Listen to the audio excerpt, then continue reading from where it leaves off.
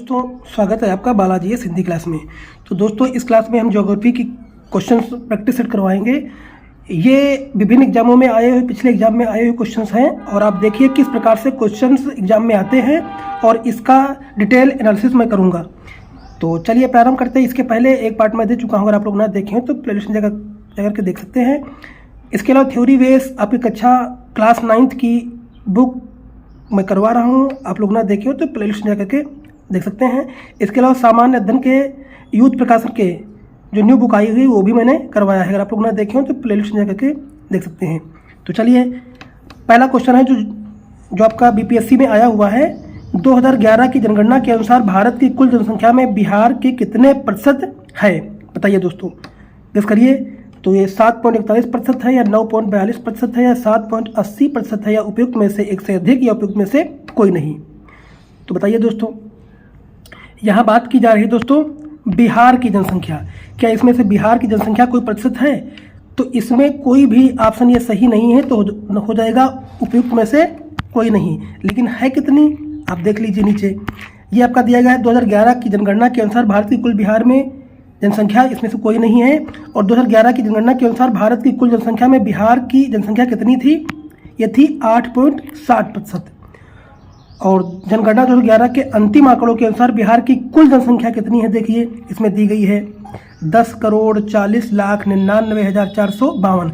इतनी कुल बिहार की जनसंख्या थी। लेकिन जिसमें पुरुष कितने थे? वो 5,42,78,157। इसमें इतने पुरुष थे। और महिलाएं कितनी थी? 4,98,21,295। इतनी दोस्तों महिलाएं थी। इसके अलावा बिहार की कुल जनसंख्या में ग्रामीण जनसंख्या कितनी थी? देखो दिया गया है। जो ग्रामीण जनसंख्या थी 9,23,41,436। ये कितनी थी? बिहार की कुल जनसंख्या में ग्रामीणों की जनसंख्या थी। और शहरी जनसंख्या कितनी थी बिहार में?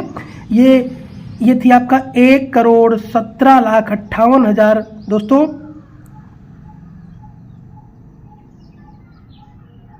16। इतनी दोस्तों क्या थी आपकी शहरी जनसंख्या दोस्तों थी। अब देखिए बिहार प्रदेश की कुल जनसंख्या में ग्रामीण जनसंख्या कितनी है? 88.7% था। शहरी जनसंख्या 11.33%। ये जो आपका बताया गया है 11.33% और ये बताया गया है आपका ग्रामीण जनसंख्या। इसके अलावा बिहार में 0 से 6 वर्ष आयु वर्ग की कुल जनसंख्या कितनी है? 1,91,33,964। और जनसंख्या की दृष्टि से बिहार का भारत में स्थान उत्तर प्रदेश एवं महाराष्ट्र के बाद तीसरा स्थान पड़ता है। वही क्षेत्रफल 2.86% की दृष्टि से 13वां बड़ा राज्य है। तो ये दोस्तों आपको जितने बिहार के आंकड़े हैं मैंने बता दिया है इसमें, क्योंकि ये आपका बीपीएससी टीआरई में आया हुआ एग्जाम में आया हुआ क्वेश्चन है, इसलिए मैंने इसको फुल एनालिसिस किया है। तो चलिए अगला क्वेश्चन देख लेते हैं। ये भी आपके सारे क्वेश्चन आपको आए हुए मिलेंगे, इसी का एनालिसिस करवा रहा हूँ। अगला है बेन्नूर, जहां अत्यधिक सिंचाई कार्यों के साक्ष्य मिलते हैं, कहाँ पर स्थित है? ये सारे क्वेश्चन आपके एससीईआरटी और एनसीईआरटी वेस्ट मिलेंगे दोस्तों। ये देखिए, तो ये कहाँ साक्ष्य मिलते हैं दोस्तों? तो आपका ऑप्शन उड़ीसा में या महाराष्ट्र में या कर्नाटक में या उपयुक्त में से एक से अधिक या उपयुक्त में से कोई नहीं। तो दोस्तों आपका हो जाएगा कर्नाटक में। जो बेन्नूर जहां अत्यधिक सिंचाई कार्यों के साथ जो मिले हैं वो कर्नाटक मिले हैं, कर्नाटक में मिले हैं। इसके अलावा और देख लेते हैं कुछ फैक्ट। देखिए कहाँ मिले हैं आपके? कर्नाटक में मिले हैं। और चोल वंश के संगम काल के महानतम शासक कार्यकाल ने कावेरी नदी पर बांध बनवाया था। और ईसा से 1 शताब्दी पहले इलाहाबाद के नजदीक श्रृंगवेरा में गंगा नदी के बाढ़ के जल को संरक्षित करने के लिए एक उत्कृष्ट जल संग्रह तंत्र बनवाया था दोस्तों। अगला है, और इससे इंपॉर्टेंट क्वेश्चन जो बनते हैं, चंद्रगुप्त मौर्य के समय बृहद स्तर पर बांध, झील और सिंचाई क्षेत्रों का निर्माण करवाया था। कौन? चंद्रगुप्त मौर्य ने। इसके अलावा कलिंग कहाँ है दोस्तों? ये आपका उड़ीसा में है। और नागार्जुन कोंडा कहाँ है? ये आंध्र प्रदेश में है। और बेन्नूर जैसा कि आप क्वेश्चन में पढ़ चुके हैं कर्नाटक में है। और कोल्हापुर दोस्तों कहाँ? महाराष्ट्र में है। और उत्कृष्ट सिंचाई तंत्र होने के सबूत मिलते हैं। अपने समय की सबसे बड़ी कृत्रिम झीलों में से एक भोपाल झील 11वीं शताब्दी में बनाई गई थी और 14वीं शताब्दी में इल्तुतमिश ने दिल्ली में सिटी फोर्ट क्षेत्र में जल की सप्लाई के लिए हौज खास एक विशिष्ट तालाब बनवाया था। दोस्तों एक क्वेश्चन आपसे को करवाया है और इससे बहुत सारे क्वेश्चन जो बनने वाले हैं वो मैं आपको करवा रहा हूँ। ये देखिए, और ये बहुत ही इंपॉर्टेंट है क्योंकि ये क्वेश्चन जो आपका आया हुआ टीआरई में आया हुआ एग्जाम है, बीपीएससी टीआरई में आया हुआ है कुछ। और इसके अलावा जो आप क्वेश्चन देख ही रहे हैं, जो फैक्ट देखने हैं, बहुत ही इंपॉर्टेंट है। इसको हूबहू अपने कॉपी में नोट कर लेना या फिर दोस्तों आप इसको याद कर लेना। चलिए अगला है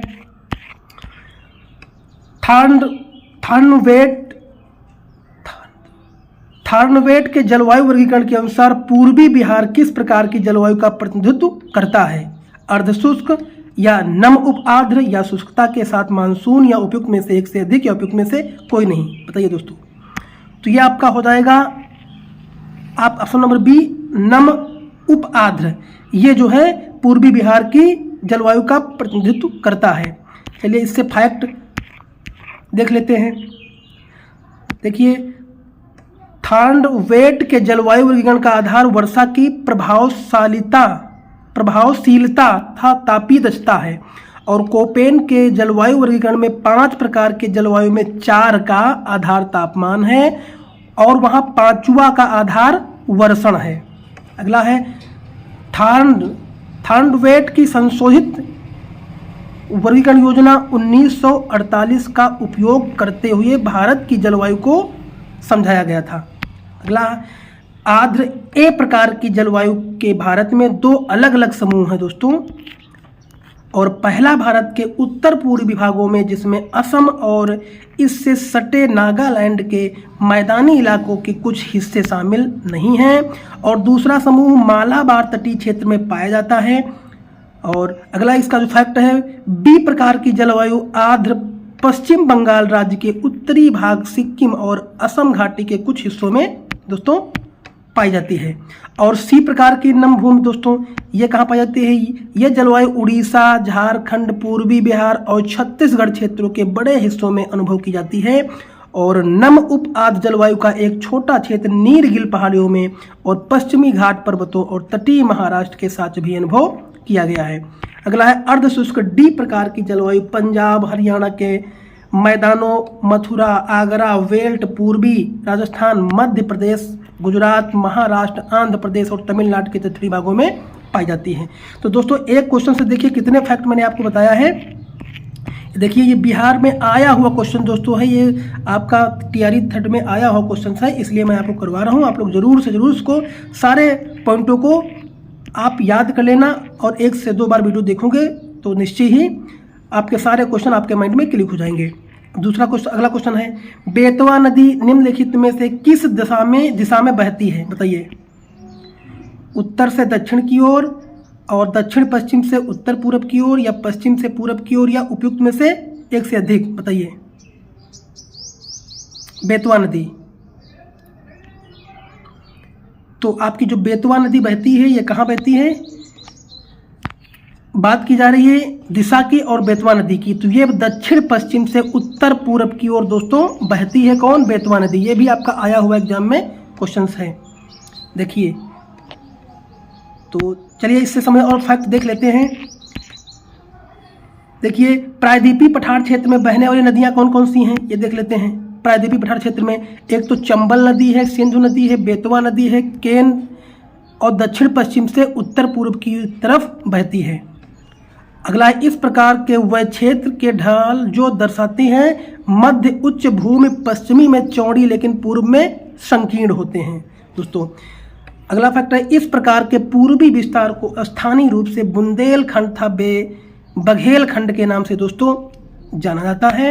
इसके और पूर्व के विस्तार को दामोदर नदी द्वारा अपवाहित छोटा नागपुर पठार दोस्तों दर्शाता है। सारे पॉइंट आपके वेरी वेरी मोस्ट इंपॉर्टेंट दोस्तों हैं, इसलिए एक भी लाइन को स्किप मत करना मेरे दोस्तों। बेतवा नदी रायसेन जनपद मध्य प्रदेश के कुहारा गांव के निकट दोस्तों विंध्य पर्वतमाला से निकलती है दोस्तों। तो ये आपके अन्य सारे फैक्ट इस क्वेश्चन से समझ रहे दोस्तों, आप लोग इसको जरूर स्किप मत करना, जरूर से इसको याद कर लेना। अगला दोस्तों है आपका, निम्नलिखित में से कौन सा राज्य बांस ड्रिप सिंचाई प्रणाली के लिए जाना जाता है? बताइए कौन सा दोस्तों इसमें?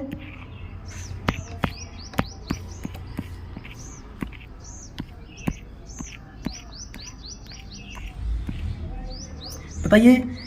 तो बात की जा रही है दोस्तों यहाँ बांस ड्रिप सिंचाई प्रणाली की, बांस ड्रिप सिंचाई प्रणाली की। तो ये दोस्तों है आपका मेघालय, मेघालय राज्य को जाना जाता है, यहीं आपकी इस वृक्ष से सिंचाई दोस्तों होती है। और मेघालय में और इससे समेत कौन कौन से फैक्ट बन सकते हैं दोस्तों जो SCERT और NCERT वेस्ट हैं? देखिए, मेघालय में नदियों व झरनों के जल को बांस द्वारा बने पाइप द्वारा एकत्रित करके 200 वर्ष पुरानी विधि प्रचलित है दोस्तों।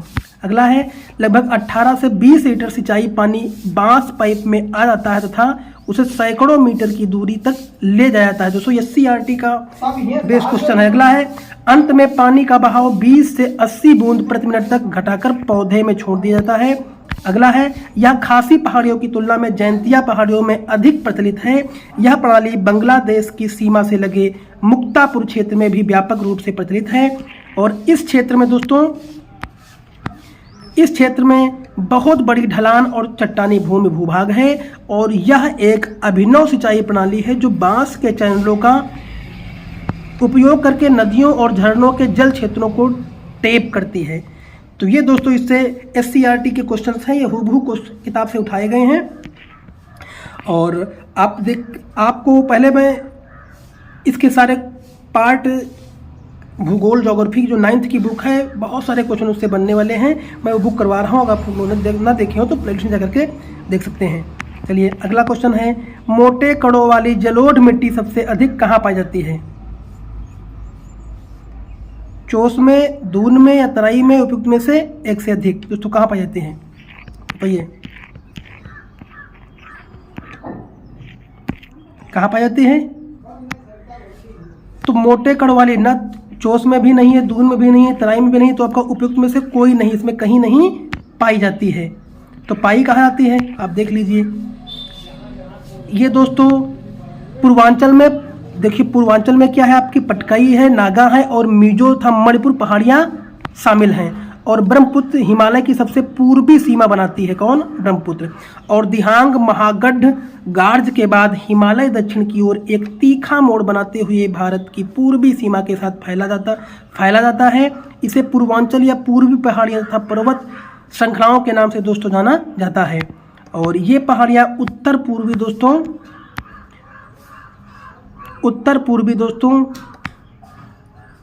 राज्यों से होकर गुजरती है तथा कठोर बलुआ पत्थरों जो औषधि शैल से बनी हैं। अगला है, ये घने जंगलों से ढकी हैं तथा अधिकतर समानांतर श्रेणियों में एवं घाटियों के रूप में फैली हैं।